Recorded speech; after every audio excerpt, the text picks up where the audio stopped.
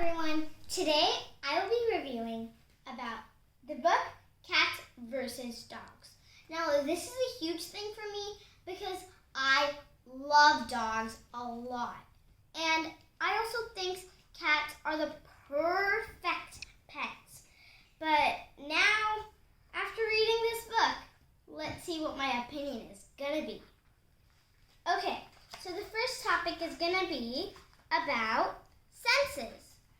The senses, like how they can smell and how they can touch and hear.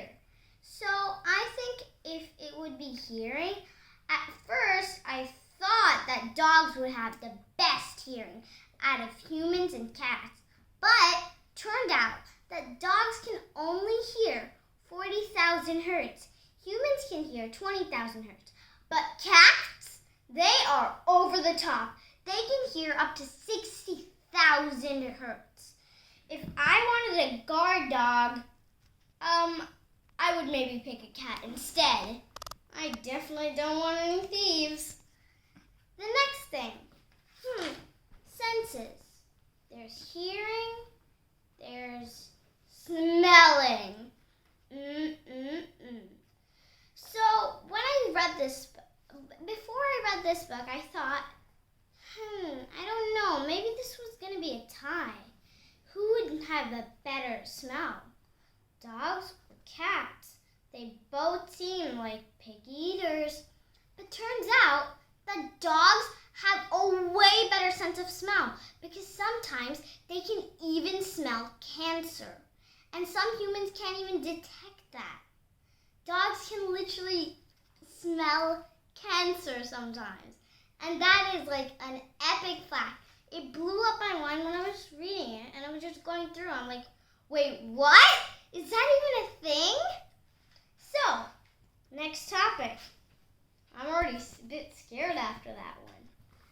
The next topic is, so the book says, who has a more ferocious ancestors? So now I know dogs and cats are really different. They look a lot different. And that's because their ancestors are different. So dogs have ancestors like wolves and coyotes and jackals.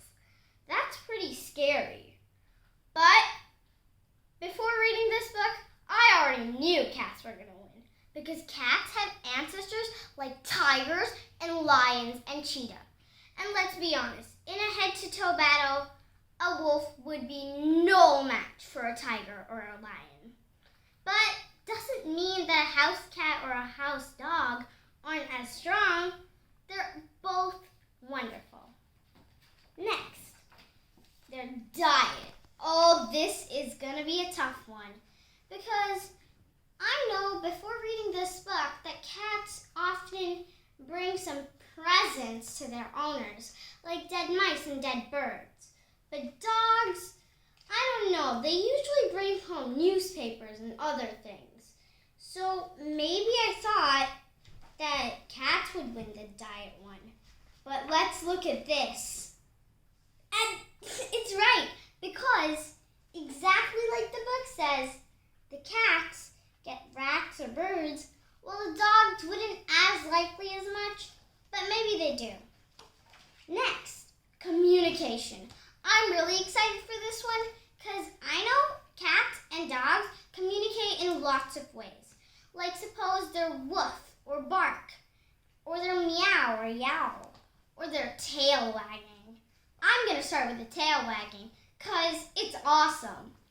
So, dogs, maybe, I've seen a lot of like movies and pictures where danger's going to come, a volcano's going to interrupt, then like dogs, their tails just freeze and they look in the sense of the danger. So that's going to be really nice. And cats also have lots of ways of communication, as in if they're about to pounce, then their tail goes really high and they swish a lot. So I thought this one was going to be a tie, but turns out dogs won. They have so many different varieties of their actions as tails, and dogs are really happy creatures. So definitely they have a lot of happy ways as well. Now, time for the woof and bark and yowls and meows. Definitely this is a tie because like meow, bark, woof, yowl.